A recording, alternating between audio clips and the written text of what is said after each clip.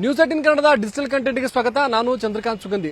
ಬೆಳಗಾವಿಯಲ್ಲಿ ನಡೆದಿರತಕ್ಕಂಥ ಬಹುಕೋಟಿ ಹಣ ದುರುಪಯೋಗ ಪ್ರಕರಣ ಇವತ್ತು ಸಿಐಡಿಗೆ ಹಸ್ತಾಂತರವಾಗಿದೆ. ಸಿಐಡಿ ಅಧಿಕಾರಿಗಳು ಈಗ ಪ್ರಕರಣದ ಬೆನ್ನು ಬಿದ್ದಿರತಕ್ಕಂಥದ್ದು. ಪ್ರಮುಖವಾಗಿ 5 ದಿನಗಳ ಹಿಂದೆ ಬೆಳಗಾವಿಯ ಶಿವಬಸವನಗರದಲ್ಲಿರುವ ಶಿವಂ ಅಸೋಸಿಯೇಟ್ ಮೇಲೆ ಪೊಲೀಸರು ಒಂದು ದಾಳಿಯನ್ನು ಮಾಡಿದ್ರು. ಪೊಲೀಸರು, ಸಹಕಾರ ಇಲಾಖೆ ಹಾಗೆ ಉಪವಿಭಾಗಾಧಿಕಾರಿ ಶ್ರವಣ್ ನಾಯಕ್ ನೇತೃತ್ವದಲ್ಲಿ ಈ ಒಂದು ದಾಳಿ ನಡೆದಿತ್ತು. ದಾಳಿ ಸಂದರ್ಭದಲ್ಲಿ ಈ ಒಂದು ಪ್ರಕರಣ ಬಹಳ ದೊಡ್ಡದಿದೆ ಅನ್ನೋ ಕಾರಣಕ್ಕಾಗಿ ಇದನ್ನ 50 ಕೋಟಿಗೂ ಹೆಚ್ಚು ಮೌಲ್ಯದ ಪ್ರಕರಣ ಇದಾಗಿದೆ ಅನ್ನೋ ಕಾರಣಕ್ಕಾಗಿ ಪ್ರಕರಣವನ್ನ ಈಗ ಸಿಐಡಿಗೆ ವರ್ಗಾವಣೆ ಮಾಡಲಾಗಿದೆ. ಸಿಐಡಿ ಡಿಜಿಪಿ ಭೀಮಾಶಂಕರ್ ಗುಳೆ ನಿನ್ನೆ ಮಾಳಮಾರುತಿ ಪೊಲೀಸ್ ಠಾಣೆಗೆ ಬಂದು ಏನು ಶಿವಾನಂದ ನೀಲಣ್ಣ ಅವರ ವಿಚಾರಣೆಯನ್ನ ಮಾಡಿದ್ರು. ಇವತ್ತು ಸಿಐಡಿ ಅಧಿಕಾರಿಗಳು ಬೆಳಗಾವಿಯ 2ನೇ ಹೆಚ್ಚುವರಿ ನ್ಯಾಯಾಲಯದಲ್ಲಿ ಹಾಜರಾಗಿ ಈ ಒಂದು ಪ್ರಕರಣದ ಆರೋಪಿಯನ್ನ 10 ದಿನಗಳ ಕಾಲ ವಶಕ್ಕೆ ನೀಡಿ ಅಂತೇಳಿ ವಶಕ್ಕೆ ಪಡಿಸಿಕೊಂಡಿರ್ತಕ್ಕಂಥದ್ದು. 2 ದಿನಗಳ ಕಾಲ ಬೆಳಗಾವಿಯಲ್ಲಿ ವಿಚಾರಣೆ ಬಳಿಕ ಈ ಒಂದು ಪ್ರಕರಣವನ್ನ ಇನ್ನು ಆರೋಪಿಯನ್ನ ಬೆಂಗಳೂರಿಗೆ ಕರೆದುಕೊಂಡು ಹೋಗಿ ವಿಚಾರಣೆ ಮಾಡುವಂತ ಸಾಧ್ಯತೆ ಇದೆ. ಕೋರ್ಟ್ನಲ್ಲಿ ನ್ಯಾಯಾಧೀಶರ ಮುಂದೆ ಜನ ಹಣಕ್ಕಾಗಿ ಅಲ್ಲ ನನಗಾಗಿ ಚಿಂತೆ ಮಾಡುವಂತದಲ್ಲಿದ್ದಾರೆ ಅಂತಕ್ಕಂಥ ಮಾಹಿತಿಯನ್ನ ಶಿವಾನಂದ ನೀಲಣ್ಣ ಇದಕ್ಕೆ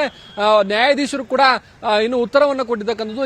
ಈ ಪ್ರಕರಣದಲ್ಲಿ ಏನಾಗಿದೆ ಅನ್ನೋದು ಇನ್ನು ತನಿಖೆಯನ್ನು ಗೊತ್ತಾಗಬೇಕಿದೆ. ಆದ್ರೆ ಹಿಂದೆ ಅನೇಕ ಈ ರೀತಿಯ ಏನು ಠೇವಣಿ ಹಣ ದುರುಪಯೋಗ ಆಗಿರತಕ್ಕಂಥದ್ದು. ಇದರಿಂದ ಸರ್ಕಾರ ಎಚ್ಚೆತ್ತುಕೊಂಡಿದೆ. ಸರ್ಕಾರ ಜನರ ತಾಯಿಯ ಸಮಾನ, ಹಾಗಾಗಿ ಜನರ ರಕ್ಷಣೆ ಸರ್ಕಾರದ ಜವಾಬ್ದಾರಿ ಆಗಿರುತ್ತೆ. ಹೀಗಾಗಿ ತನಿಖೆಗೆ ಆದೇಶ ಮಾಡಿದ್ದಾರೆ. ತನಿಖೆಗೆ ನೀವು ಸಹಕರಿಸಿ ಅಂತಕ್ಕಂಥ ಒಂದು ಮಾತನ್ನು ಹೇಳಿದ್ರು. ಜೊತೆಗೆ ನೀವು ಧರ್ಮವನ್ನು ರಕ್ಷಿಸಿದ್ರೆ ನಿಮ್ಮನ್ನು ಕೂಡ ಧರ್ಮೋ ರಕ್ಷಿತಿ ರಕ್ಷಿತ ಅಂತೇಳಿ ಕೋರ್ಟ್ ಹಾಲ್ನಲ್ಲಿ ಇವತ್ತು ನ್ಯಾಯಾಧೀಶರು ಹೇಳಿರ್ತಕ್ಕಂಥದ್ದು. ಬಳಿಕ ಇವತ್ತಿನಿಂದ 2 ದಿನಗಳ ಕಾಲ ಬೆಳಗಾವಿಯಲ್ಲಿ ವಿಚಾರಣೆ ನಡೆಯುತ್ತೆ. ಬಳಿಕ ಈ ಒಂದು ಪ್ರಕರಣ ಬೆಂಗಳೂರಿಗೆ ಶಿಫ್ಟ್ ಆಗುವಂತ ಸಾಧ್ಯತೆ ಇದೆ. 10 ದಿನಗಳ ಕಾಲ ಶಿವಾನಂದ ನೀಲಣ್ಣ ಅವರ ತನಿಖೆ ಮತ್ತಷ್ಟು ಚುರುಕಾಗುವಂತಹ ಸಾಧ್ಯತೆ ಇದೆ. ಒಟ್ಟಾರೆ ಏನು ಈ ಒಂದು ಬಹುಕೋಟಿ ಪ್ರಕರಣದಲ್ಲಿ ಸುಮಾರು 35,000ಕ್ಕೂ ಹೆಚ್ಚು ಜನ ಹೂಡಿಕೆಯನ್ನ ಮಾಡಿದ್ರು. ಆ ಹೂಡಿಕೆಯಾದ ಹಣ ದುರುಪಯೋಗ ಆಗಿದೆ ಅಂತಕ್ಕಂಥ ಆರೋಪ ಇದೆ. ಈ ಬಗ್ಗೆ ರಹಸ್ಯವಾಗಿ ದೂರು ಇನ್ನು ಜಿಲ್ಲಾಡಳಿತಕ್ಕೆ ಏನು ದಾಖಲಾದ ಹಿನ್ನೆಲೆ ಜಿಲ್ಲಾಧಿಕಾರಿಗಳು ಈ ಒಂದು ತನಿಖೆಗೆ ಆದೇಶವನ್ನ ಮಾಡಿದ್ರು. ಈಗಾಗಲೇ ತನಿಖೆ ಸಿಐಡಿ ಹಂತದಲ್ಲಿರ್ತಕ್ಕಂಥದ್ದು. ಸಿಐಡಿ ಅಧಿಕಾರಿಗಳು ಯಾವೆಲ್ಲ ಅಂಶಗಳನ್ನು ಮುಂದಿಟ್ಟುಕೊಂಡು ತನಿಖೆ ಮಾಡ್ತಾರೆ ಮತ್ತು ಪ್ರಕರಣದ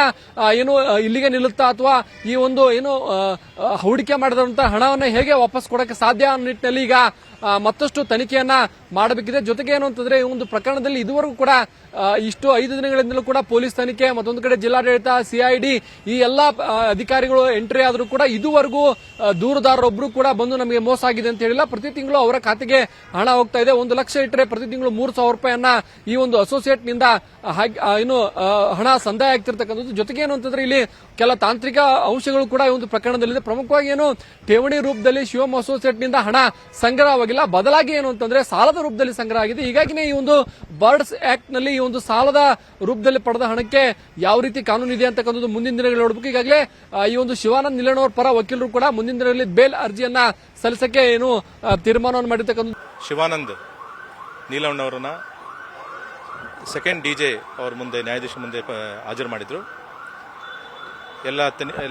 ಎಲ್ಲ ವಿಚಾರಗಳನ್ನ ಪ್ರಸ್ತುತಪಡಿಸಿದ ಮೇಲೆ ಅವರಿಗೆ 10 ದಿನಗಳ ಪೊಲೀಸ್ ಕಸ್ಟಡಿ ಕೊಟ್ಟಿದ್ದಾರೆ.